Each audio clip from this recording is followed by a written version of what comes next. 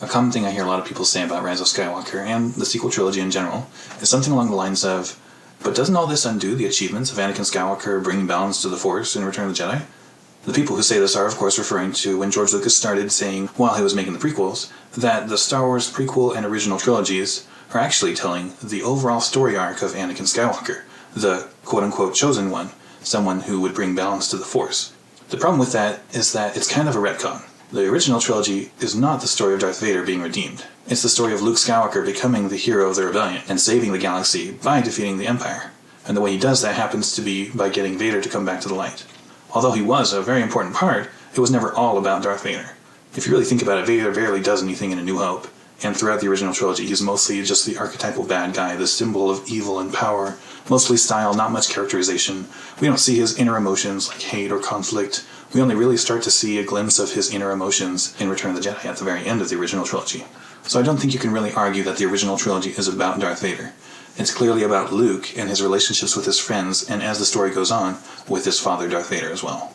But when George Lucas started making the prequels, he wanted to justify their existence beyond just an excuse to make money. So he started saying, oh, the prequels and the originals will all eventually form one big story about Anakin Skywalker falling to the dark side and then being redeemed back to the light. He wanted Anakin Skywalker to seem super important, and started calling him the Chosen One, someone prophesied to bring balance to the Force. So now the same thing is happening in the sequel trilogy. Lucasfilm is again making new movies, and to justify them beyond being an excuse to make more money, they're saying that Rey and Kylo Ren are a big part of this overall Skywalker saga. Some people have started saying, hey, Palpatine coming back in Rise of Skywalker kind of undoes Anakin's achievements as the Chosen One bringing balance to the Force. But remember, the whole Chosen One bringing balance to the Force thing was a retcon to add importance to the new characters being introduced in the prequels, Anakin Skywalker. That's all that they're doing now. They're saying, hey, here are some new characters trying to bring peace to the galaxy after another conflict arose. Even when The Force Awakens came out, I heard some people saying, well, that's just silly. Now the Rebels' victory in Return of the Jedi was all meaningless. And to that, I say no, and I also say, have you never seen a sequel before? They almost all do that to one degree or another. Think about it. After the Death Star was destroyed in A New Hope,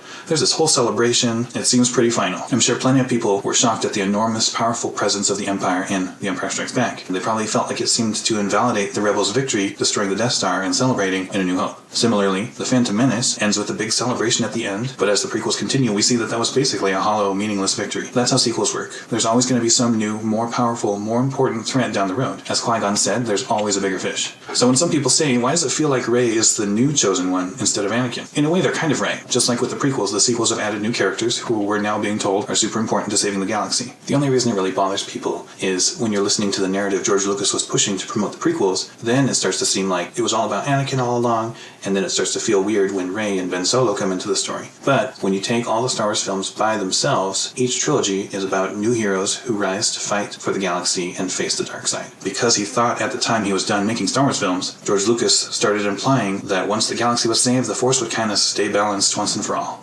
But remember, George Lucas himself started outlining his ideas for a sequel trilogy he was going to make, even before he started thinking about selling the company for other people to make new Star Wars films. He himself was going to undo the victory of Return of the Jedi. He himself was going to knock the Force out of balance again, and he himself was going to introduce new characters that would suddenly be really important to saving the galaxy from a new, more powerful threat. Again, that's just how sequels work. So no, Rey facing Palpatine in The Rise of Skywalker and defeating the darkness doesn't invalidate Anakin's story in the prequels or Luke's story in the originals, especially when you take into consideration how Rey did it.